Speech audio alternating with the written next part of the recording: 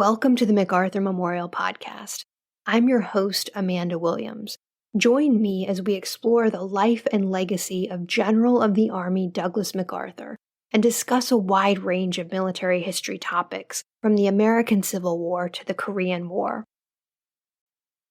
Welcome, everyone. My name is Amanda Williams, and I'm joined today by Jim Zobel, and we are both historians here at the MacArthur Memorial. And several weeks ago, we had a discussion about the Admiralty Islands. Today, we're going to be talking about Hollandia and Aitape. April 1944, General MacArthur's forces make a 580-mile amphibious leap to seize airfields at Hollandia and Aitape in New Guinea. And it's a very, very bold plan. And it means making two simultaneous amphibious landings deep into enemy territory. And it was also the first time that Admiral Chester Nimitz's aircraft carriers supported a MacArthur assault. So this is a pretty important part of the island hopping story. And so that's what we're going to focus on today. So Jim, we've talked about the Admiralties and how the seizure of the Admiralty Islands accelerates General MacArthur's campaign and Nimitz's campaign as well. So how do the Japanese respond to the loss of the Admiralty Islands?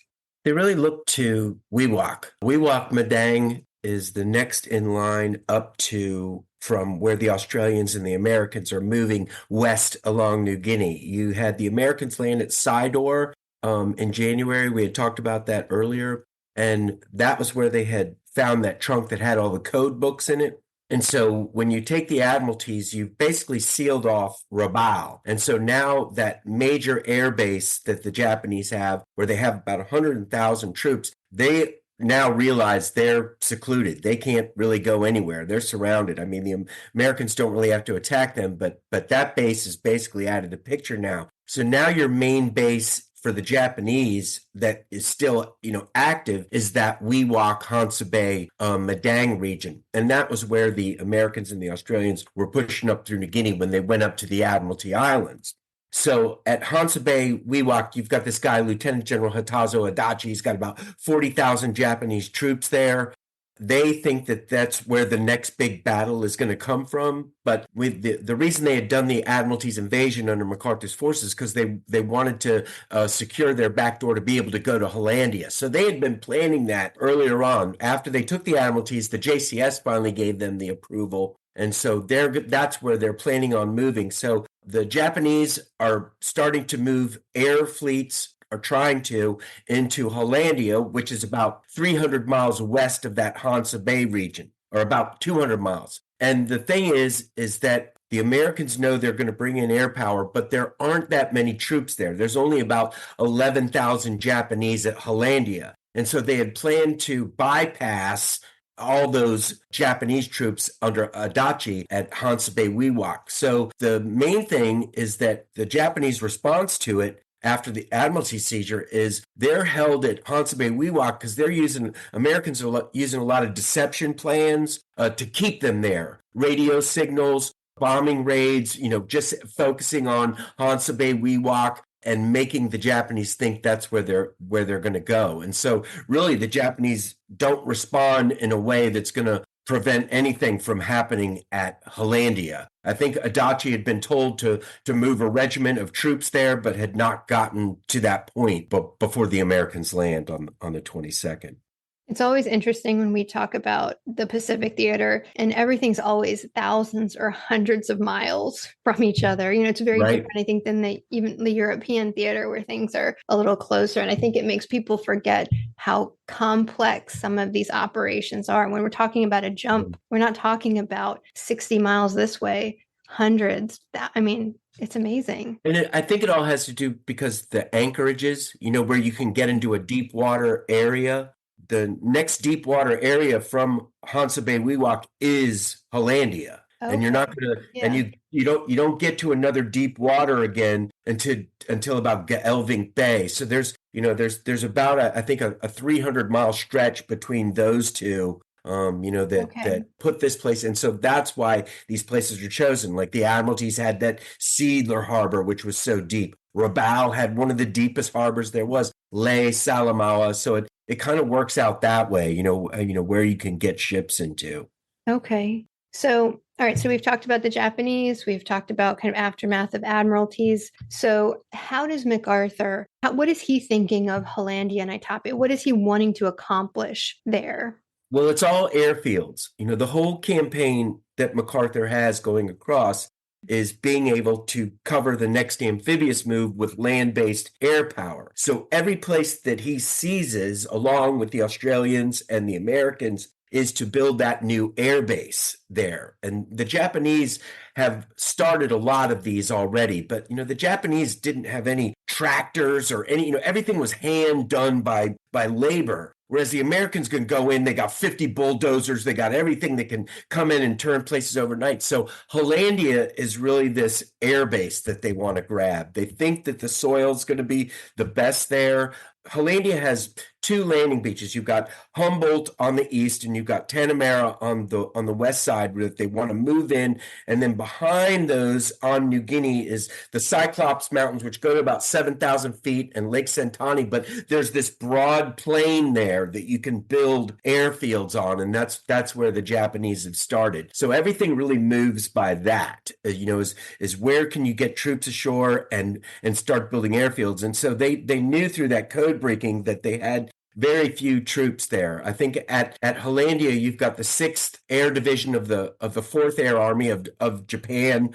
I forget the guy's name, but he runs that group there. And then you've got all these Japanese 2nd Army base troops that are there. So it comes out to about 11,000 troops that aren't really combat troops. They're more airplane personnel and airfield, maintainers, things like that. Now, in the intro, I mentioned that this is going to be the first MacArthur operation in which Admiral Nimitz's aircraft carriers provide support. Do MacArthur and Nimitz personally work out this cooperation? How does this come together? Yeah, it's the first time they both get together. Nimitz brings his whole staff to Brisbane, Australia. Forrest Sherman and all his, junior people that run, the various fleets, because they're going to use 5th Fleet under Spruance at this time. And they work it out where they'll give MacArthur 8 escort carriers to be able to work this. As well, Spruance's main carriers, Task Force 58, those are going to do attacks on the Carolines and the Palau Islands to keep Japanese away from them. They're most worried about being in those coastal areas between like New Guinea, Rabaul Island. They're worried about those carriers being in a position where they can be hit by land-based air power. And the big thing about those conferences in March at Brisbane is General Kinney of the 5th Air Force convincing Nimitz as well as Mark Misher and, all these Navy guys that they can be able to go in and silence land-based air power, which they do. They wipe out everything at Hansa Bay. They wipe out everything at Hollandia. They've already taken care of the Admiralties. Rabaul is totally suppressed. They're doing flights to the west of Hollandia as well. And Kinney will be good to his word. The carriers won't have much to worry about at all when they go in there. But yeah, it's the first. And because it's such a long leap, that 580 miles, they wanted to have Nimitz's carriers on this to be able to help. And Nimitz was, very gracious. Yeah, of course I'll help. And I think it's, the first time that MacArthur and Nimitz get together and are really able to talk. They say it's a very, like when MacArthur had met Halsey before, everything goes really good. I mean, they're not like buddy like Halsey and MacArthur will be, but Nimitz is totally professional, and totally a straight player. And that's what MacArthur likes about him. Okay, so what's the plan then? How do the landings unfold? Well, you've got the 24th Division that's going to go, that's under Frederick Irving. That's going to go in at Tanamera Bay, which is that western bay they can move in. And then Horace Fuller is going to go under into Humboldt Bay. He's got the 41st Division. They'll start at Cape Cretin, which is on the Huon Peninsula, and then the 24th is down in Goodenough Island. So yeah, it's about 580 miles that these guys have to go by, on these LSTs and LCVs and various convoy ships that they'll have. They go and they rendezvous up by the Admiralties, and then they're going to drive down. You've got this guy, Victor Crutchley, he's a British admiral's going to have the Australia and the Shropshire under his bombardment group, Russell Berkey, Task Force 75, and then you'll have William Fechteller. He'll do the amphib invasions by Hollandia, and then Barbie will do them at Aitape. So they both go in about the same time.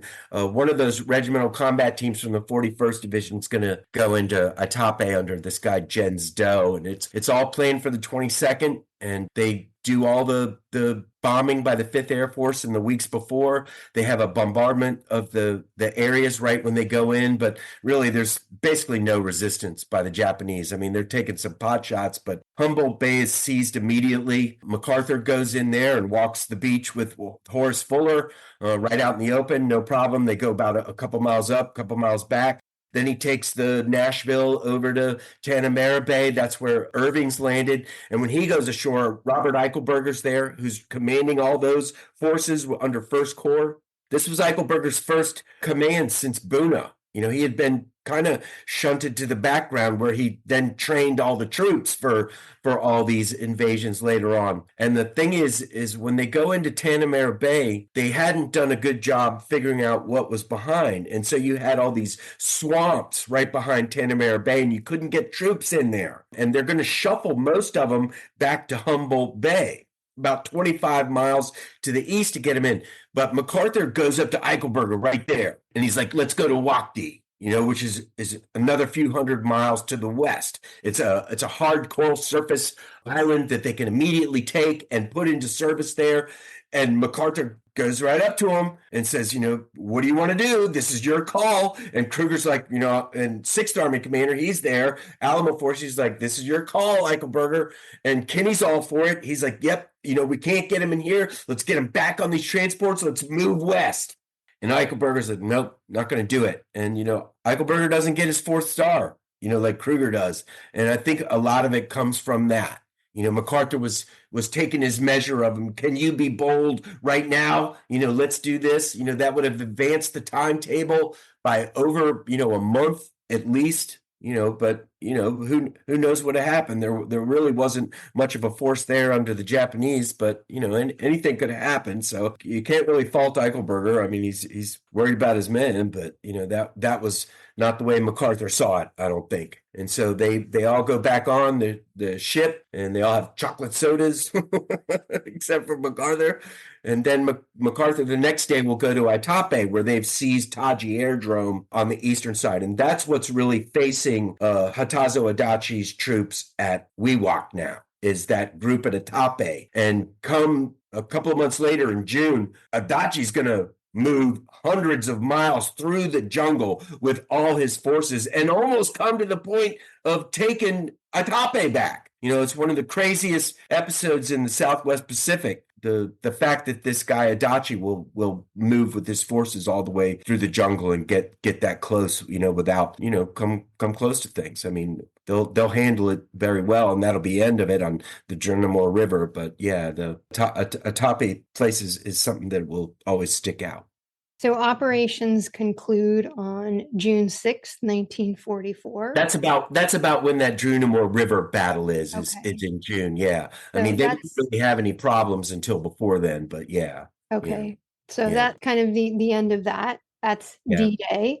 It's also just a short time after Mark Clark has taken Rome.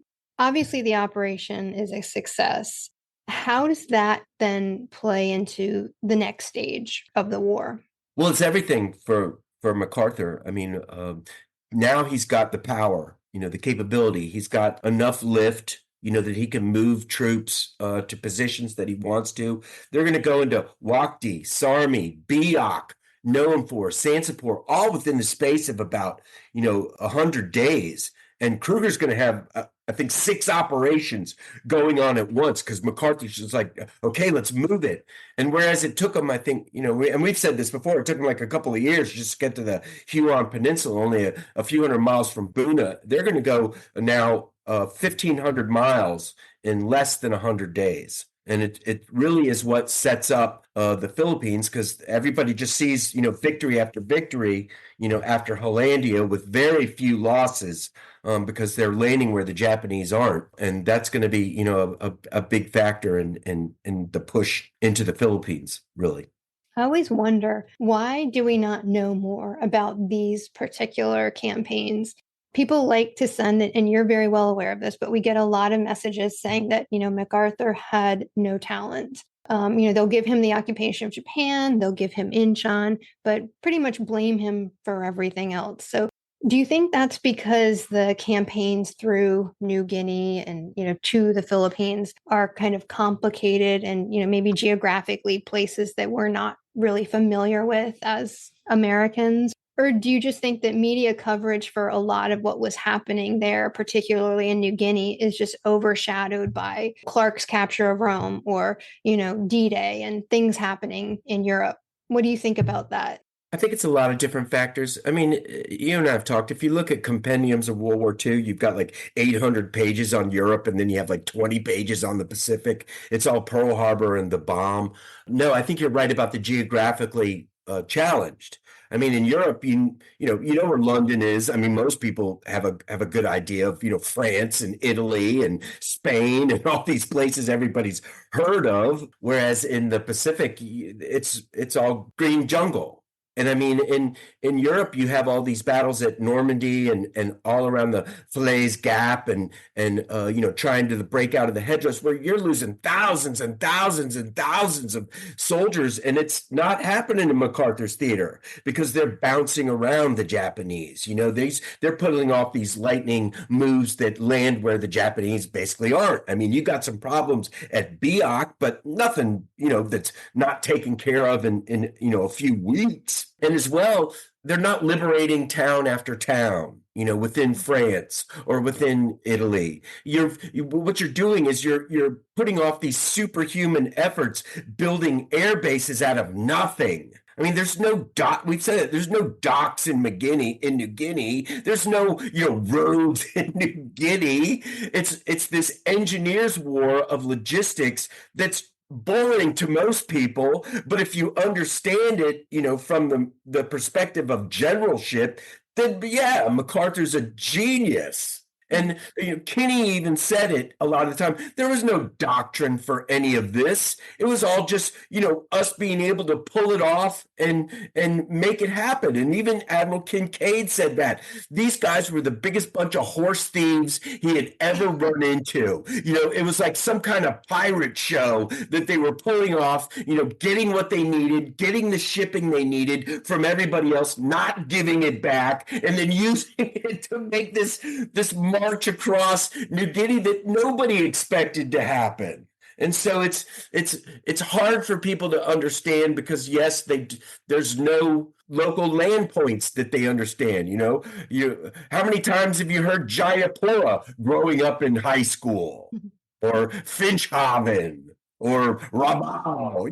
None. Yeah. But everybody knows the Battle of the Bulge, the Normandy invasion, we're moving into Germany, Antwerp, so. And I'll admit, I mean, as 15 years in, and I'm still going back to that big map that used to be outside my office just to make sure that I understand where is where. So, I mean, I sympathize with the geography side of it, but I think you're right. Well, I've watched a lot of podcasts of guys talking about MacArthur in the Pacific, and they don't even know it. They're putting one landing after the other. These guys are the experts. They don't even know what follows what. So yeah, it is, but that's what makes it, to me, what makes it so interesting. Is these guys pull all this stuff off, and all these troops that are National Guard troops, they come through. For MacArthur. I mean, you got the first Cav, which is something special, and some of these other groups, but most of these National Guard guys, they're as good as anybody else. I've always thought too, had any one of these campaigns, any of these hops really failed, I've always thought that would have just been a shutdown of everything that they were trying to do over there for a while Europe continued to progress. I think there would have just been a hard stop. It's not working, time out, let's figure out Europe, and then we'll get to this in another couple years, maybe. I do think Yeah. that would have happened. I think so. I mean, the Navy was really for the Central Pacific drive. They King wanted to shut down MacArthur every second. And so I think, that there's a lot to that. If they had some big slaughter, on the beach, that might have changed things, at least in MacArthur's theater. I mean, you look at Tarawa, Palelu, all these Navy Marine things, they're, Iwo Jima and all that, they were the worst. Final thoughts before we close? Everybody sign up for the newsletter because we've put maps of all these places, pictures of all these places. So if you do the Admiralties as well as the Hollandia podcast, you'll have a way to look at where all this is happening, what's going on. And if you're interested in signing up for that MacArthur report, it comes out quarterly. And you can go to our website, www.macarthurmemorial.org, and there will be a button on the front page that you can use to sign up for that MacArthur report. Thank you, Jim, as always, for all of your expertise. Thank you. Thank you for listening. If you have questions, suggestions, or comments, we want to hear from you. You can find us on Twitter at MacArthur1880, on Facebook as the General Douglas MacArthur Memorial, or you can email MacArthurMemorial@norfolk.gov.